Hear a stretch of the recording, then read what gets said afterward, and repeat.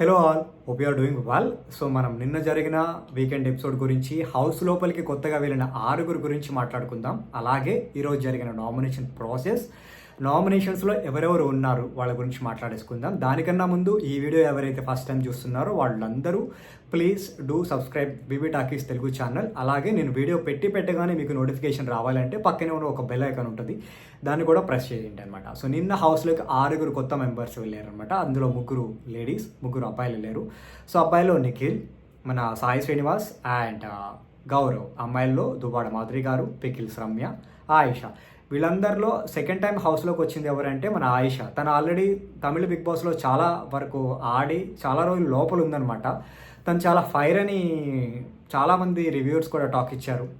And వాళ్ళందరికీ ఒక్కొక్కరికి ఒక్కొక్క పవర్ వచ్చింది అనమాట. లైక్ మన పికిల్స్ రమ్యకి ఏ ఏ ఫుడ్ కావాలన్నా ఆర్డర్ చేసుకోవచ్చు, తన కోసమైనా హౌస్లో ఉన్న వాళ్ళకైనా.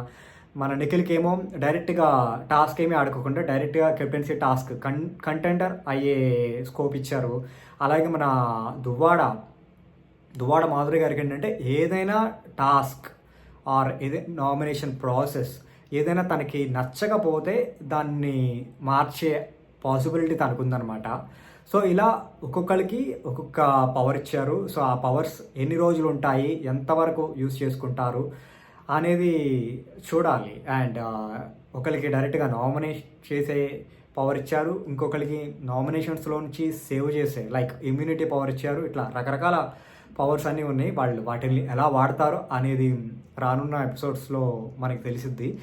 అండ్ దువ్వాడ మాధురి గారు ఆల్రెడీ ఫైర్ బ్రాండ్ అని చాలామందికి తెలుసు. తను బయట ఇంటర్వ్యూ చూస్తే తన గురించి తెలిసిన వాళ్ళకి తెలిసింది అనమాట. సో నాగసారికి ముందే స్టేజ్ మీద ఆవిడ చెప్పింది ఏంటంటే హౌస్ లోపలికి వెళ్ళేది గేమ్స్ కోసం, రిలేషన్స్ కోసం కాదు, బాండింగ్స్ ఇవన్నీ కాదు అని చెప్పి. బట్ నాగార్జున గారు వెంటనే అన్నారనమాట, మరి శ్రీనివాస్ గారికి మీకున్నది కూడా బాగుండే కదా, దాన్ని ఎలా అంటున్నారంటే అది బయట, ఇది గేమ్ కాబట్టి తను ఏదో అన్నారు. బట్ ఈరోజు మొత్తం కూడా తను కొంచెం ఎవరితో కనెక్ట్ అవ్వట్లేదు, నార్మల్గానే గట్టిగానే మాట్లాడింది.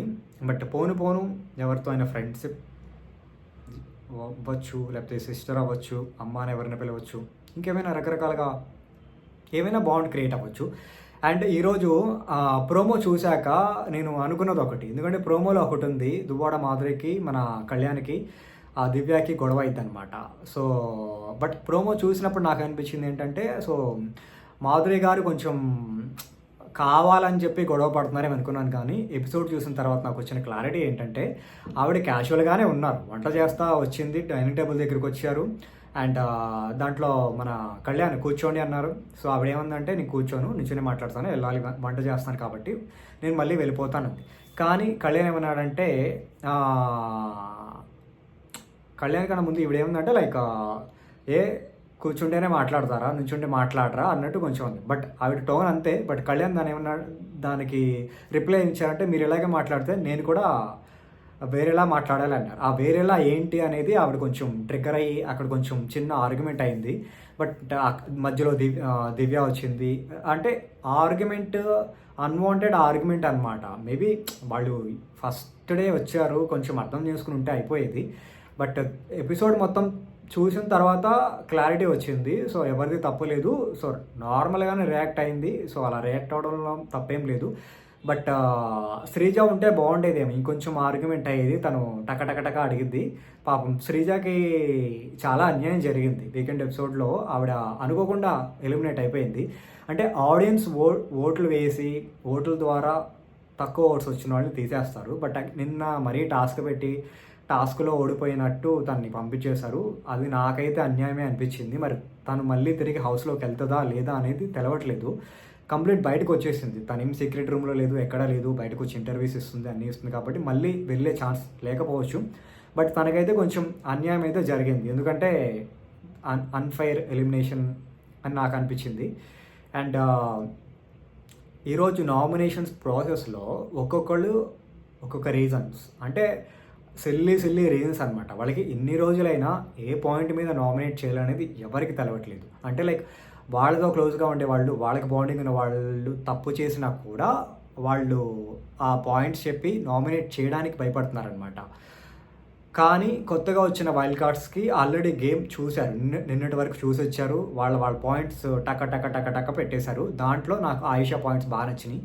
తనూజాకి తను కొన్ని ఇన్పుట్స్ ఇచ్చింది, బట్ ఎపిసోడ్ చూస్తున్నప్పుడు ఆయుష కావాలని తనూజాని టార్గెట్ చేసినట్టు అనిపిస్తుంది. కానీ బట్ తనూజాకి తను ఒక హింట్ ఇస్తుంది, సో నువ్వు ఇలా ఉండొద్దు, ఇట్లా నువ్వు గేమ్ బ్యాక్ వచ్చి ఆడు, నువ్వు ఒక ఎమోషనల్ బాండ్లో స్టక్ అయిపోయి నువ్వు బాధపడుతున్నావు అని చెప్పింది.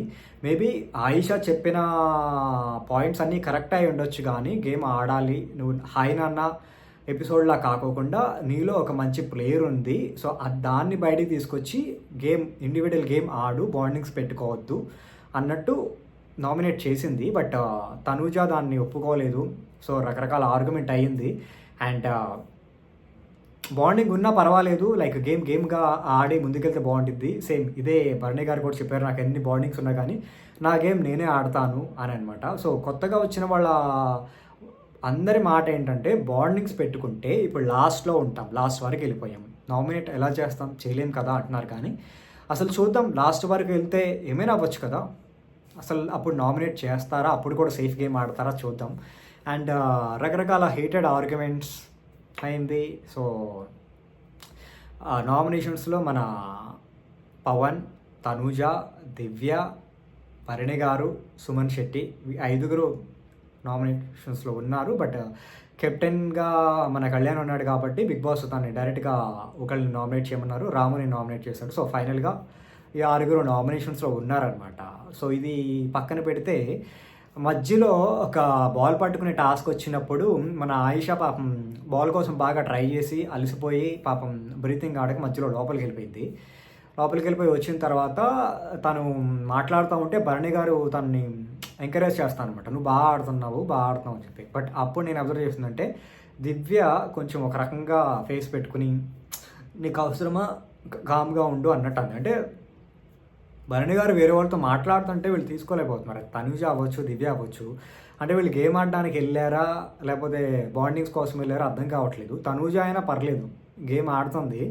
దివ్య కంప్లీట్గా ఆయన బ్రెయిన్ వాష్ చేయడానికే ఉంటుంది. ఎందుకంటే ఆయన వేరే వాళ్ళ బనానాస్ తీసుకెళ్ళారు, నా బనానాస్ తీసుకెళ్ళలేదు, నా కోసం ఆలోచించట్లేదు, ఇట్లా కొంచెం ఫ్యామిలీ డ్రామాగా అనిపించింది ఈరోజు ఎపిసోడ్ అంతా. మరి దివ్య ఇలాగే ఉంటే లోపల ఎక్కువ రోజులు ఉండడం కష్టమే. బట్ అగ్ని పరీక్షలో ఉన్న దివ్య వేరు, హౌస్ లోపలికి వెళ్ళిన తర్వాత దివ్య వేరు. మేబీ తను చూసిన ఎపిసోడ్స్ అన్నింటిలో భరణి గారు బాగా ఆడుతున్నారు కాబట్టి భరణి గారితో ఉంటే ఈవిడ కూడా సపోర్ట్ వచ్చింది అనుకుని ప్లాన్ వేసుకుని ఇలా ఉంటున్నారా, లేకపోతే జెన్యున్గా వాళ్ళిద్దరి మధ్యన ఏమైనా బాండ్ ఉందా? జెన్యున్గా బాండ్ ఉన్నా కానీ హౌస్లో అందరూ ఉన్నారు కదా, సో నీతోనే మాట్లాడాలి, వాళ్ళు వేరే వాళ్ళతో మాట్లాడితే నువ్వు హట్ అవుతావు, జలస్ అవుతావు అంటే కరెక్ట్ కాదేమో. బట్ గేమ్ తెలుసుకుని ఆడితే బాగుండేది. బట్ నామినేషన్స్లో 6 ఉన్నారు. మరి ఈ వీక్ ఎవరు ఎలిమినేట్ అవుతారు అనేది చూద్దాం. అండ్ ఈ వీక్ కెప్టెన్సీ టాస్క్లో ఎవరెవరు కంటెండర్స్ అవుతారు, ఎవరు కెప్టెన్ అవుతారు అనేది కూడా చూద్దాం. అండ్ నేను ఆల్రెడీ వీడియో స్టార్టింగ్లో చెప్పాను కదా, సో ఎవరైతే ఈ వీడియో ఫస్ట్ టైం చూస్తున్నారో వాళ్ళ అందరూ కూడా బేబీ టాకీస్ తెలుగు ఛానల్ని సబ్స్క్రైబ్ చేసుకోండి అండ్ పక్కనే ఉన్న బెల్ ఐకాన్ని ప్రెస్ చేయండి. సో నేను పెట్టిన వీడియోస్ అన్నీ మీకు వెంటనే వస్తాయి. ఈ యూట్యూబ్ అనేది కొత్త అనమాట మనకి. సో మీరు ఏమైనా సజెషన్స్ ఇవ్వాలన్నా, ఇన్పుట్స్ ఇవ్వాలన్నా కామెంట్లో పెట్టండి, నేను అవన్నీ చూసి అప్డేట్ అవుతాను.